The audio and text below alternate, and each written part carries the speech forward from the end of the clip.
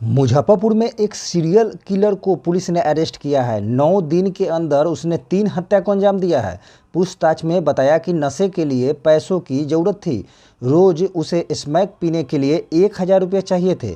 इसके लिए पहले उसने अपने कपड़ों को किलो के भाव में बेचा, फिर अपना फ़ोन बेच दिया। सारे पैसे खत्म हो जाने के बाद अपने ही इलाके में लूट और चोरी करने लगा। उसे डर था कोई पहचान न ले, इसलिए वह हत्या कर लोगों को लूटने लगा।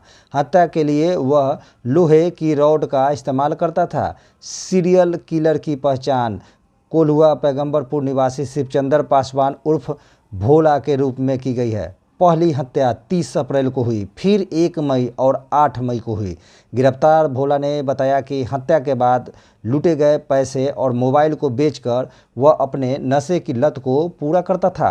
पुलिस ने उसके पास से 3 हत्याओं और 1 हत्या के प्रयास के दौरान छीने गए मोबाइल और लोहे की रॉड को बरामद किया है। आइए सुनते हैं एसएसपी राकेश कुमार ने क्या कुछ कहा। अहियापुर थाना अंतर्गत 30 अप्रैल, 1 मई और 8 मई 2023 को लगातार 3 हत्याकांड प्रतिवेदित हुए थे। तीनों में ही जो विक्टिम थे वो लेबर क्लास के लोग थे या नाइट गार्ड थे। तीनों ही घटनाओं का पैटर्न सेम था, टाइमिंग सेम थी और जो मारने का तरीका है वो भी सेम था।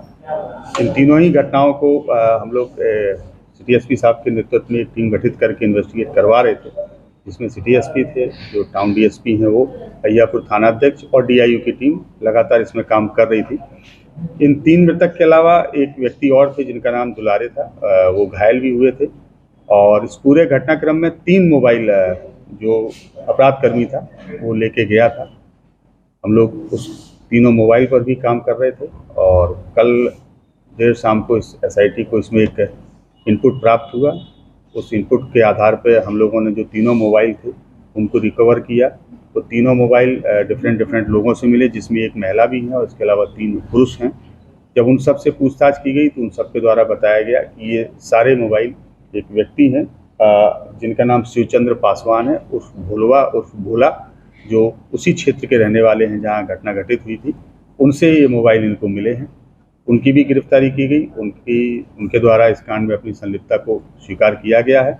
इनकी निशानदेही के आधार पर एक मोबाइल जो विक्टिम था उनको भी इनके घर से बरामद किया गया, अभियुक्त के घर से। इसके अतिरिक्त 2 रॉड हैं लोहे की, जिसको सरिया कह सकते हैं, उसको भी जब्त किया गया है। एक कुल्हाड़ी का बेंत है जो मारने में प्रयुक्त होता था, उसको भी जब्त किया गया है। और एक इसके अलावा एक अन्य कुदाल है जो पूर्व से ही थाना के द्वारा जब्त की गई थी। इस पूरे ही घटना के पीछे जो वजह प्रकाश में आई वो ये आई कि ये व्यक्ति नशे के आदी हैं, इसमें हीरोइन वगैरह के और शराब के, और पैसे का इनके पास लगातार अभाव था। वैसे ये लकड़ी काटने का काम करता है, लेकिन काम इसका पिछले काफ़ी दिनों से नहीं चल रहा था।